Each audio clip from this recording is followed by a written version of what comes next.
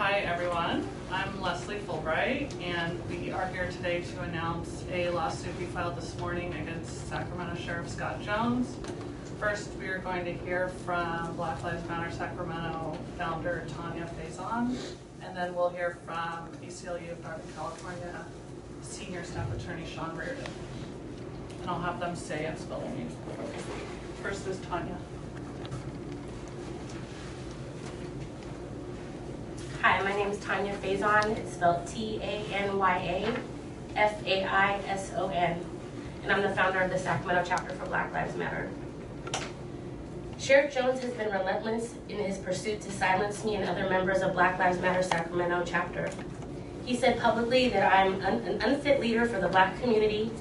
He's called for counter-protesters to show up at our rallies, and now he's censoring us on social media.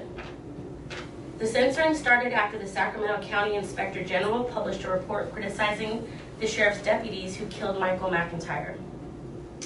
While unarmed, McIntyre was shot to death on the shoulder of Highway 50. One of Jones' deputies fired 18 shots across the road as McIntyre was running away.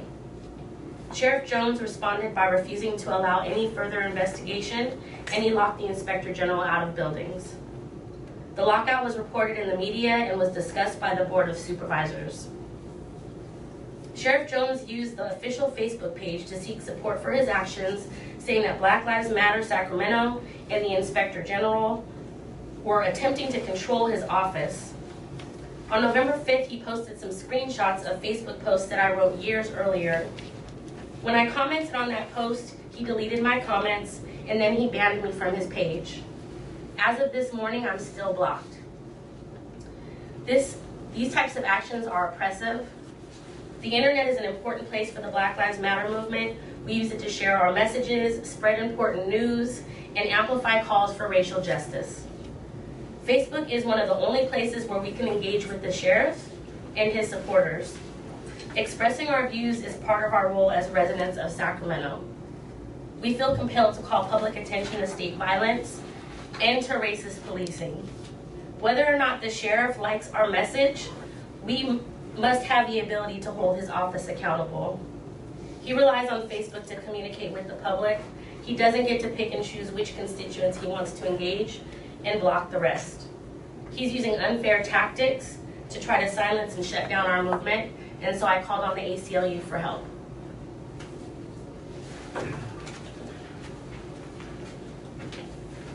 Good morning. Sean Reardon, S-E-A-N-R-I-O-R-D-A-N. I'm a senior staff attorney with the ACLU of Northern California, based here in Sacramento. Social media have replaced the public sphere as the preeminent space for public debate about governance and policy. Today, we filed a lawsuit on behalf of Black Lives Matter Sacramento leaders who've been censored by Sheriff Jones on the Sheriff Jones Facebook page.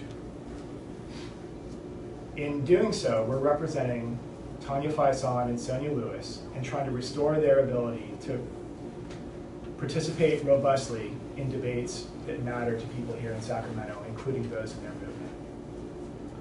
Throughout history, those in power have sought to suppress the voices of the less powerful. While the internet has democratized speech in some ways, the impulse of those in power today is no less strong than it has been historically, to silence those with whom they disagree. We've seen this across the country, including with President Trump blocking people from his Twitter page. In that case, a federal court intervened and declared what President Trump did was unconstitutional. We're trying to do the same thing here in Sacramento, where Sheriff Jones has attempted to stifle the voices of Black Lives Matter Sacramento leaders. Now, the immediate context for what happened here is the debate about Sheriff Jones's lockout of the Inspector General following the Inspector General's report about the shooting of Michael McIntyre. Sheriff Jones, in the course of this debate, used his Sheriff Scott Jones Facebook page as a forum to express his positions about oversight of this department. In particular, he repeatedly made posts indicating that oversight in his opinion, was dangerous and would lead to Black Lives Matter Sacramento effectively controlling his department. The plaintiffs in this case responded to those posts, or attempted to, before they were censored by him. On October 31st, in response to a post that Sheriff Jones had made that day about this very subject, Ms. Lewis attempted to post comments to Sheriff Jones' post and to the post of his supporters. But Sheriff Jones deleted those comments and banned her from the page. Then, on November 5th, in response to another post he had made on the subject of Inspector General oversight of his department, Ms. Faison attempted to post comments in response. Those comments were deleted. When later that same day she attempted to post other comments on the same subject from another Facebook page she maintains, those were also deleted. This is impermissible censorship that violates both the federal and state constitutions. In this case, we are proceeding on 3 constitutional theories. The first theory is that Sheriff Jones's Facebook page constitutes a public forum. And in a public forum, this kind of censorship based on the content of speech is constitutionally impermissible. There are 2 other theories as well, which don't depend on his page being deemed a public forum by the courts. One is that he's engaging in discrimination against the plaintiffs based on their viewpoints. And the second is that he's engaging in discrimination against them based on their identities as leaders of the Black Lives Matter Sacramento movement. In summary, stopping this kind of censorship has always been at the core of what our free speech protections in the United States provide for.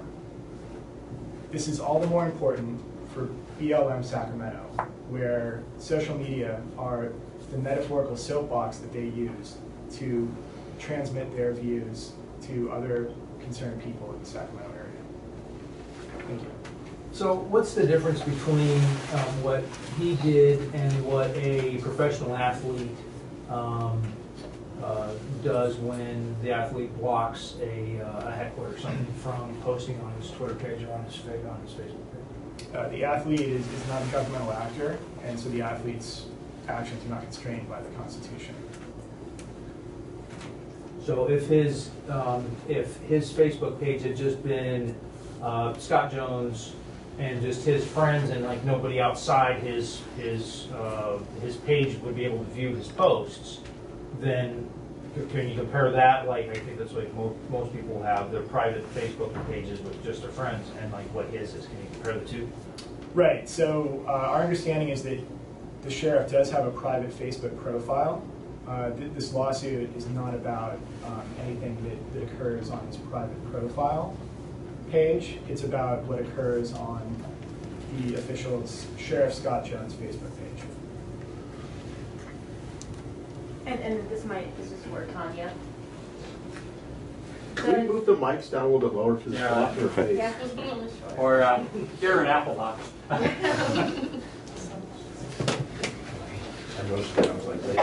All I could see, all I could see of her was Channel 10.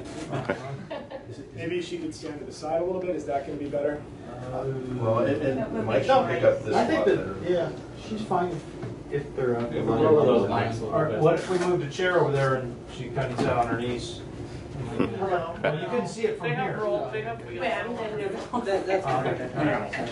That's Come on, Jeremy, you're messing with stuff.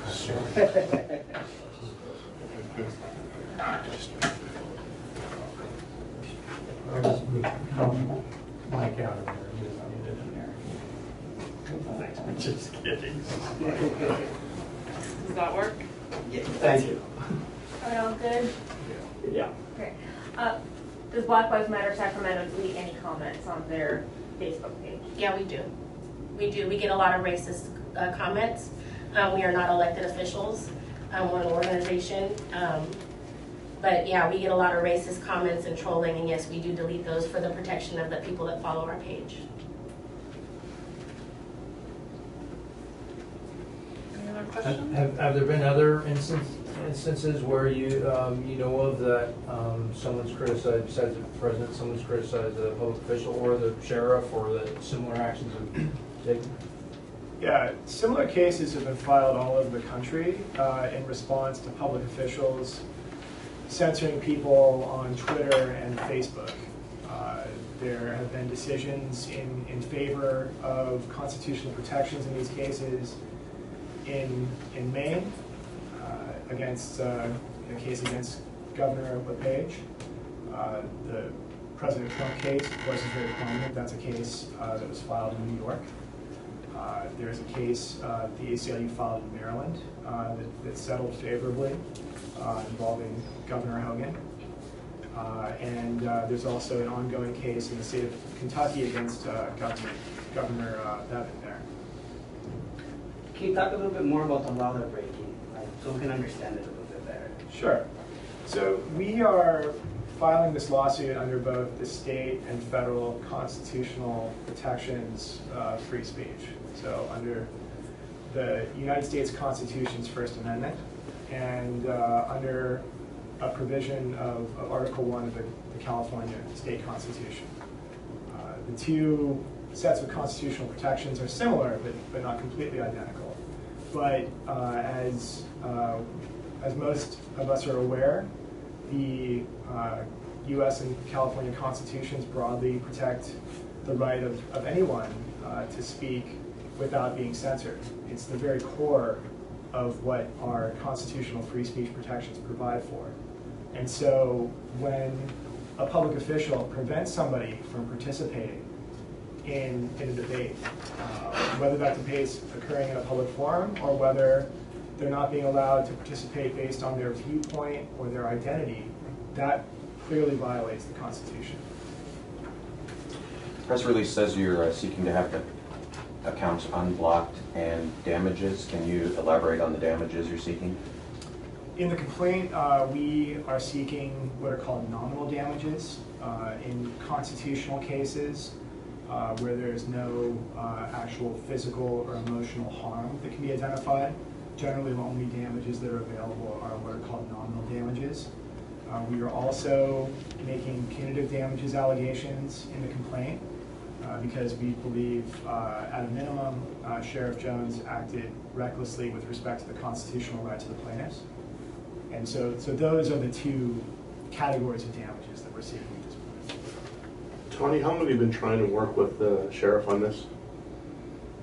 Can you explain? Well, obviously she's been blocked for how many, what length of time? Since November 5th.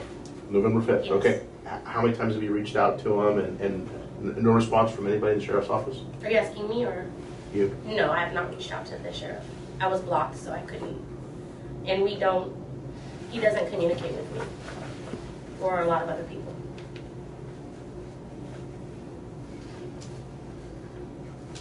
Any other questions?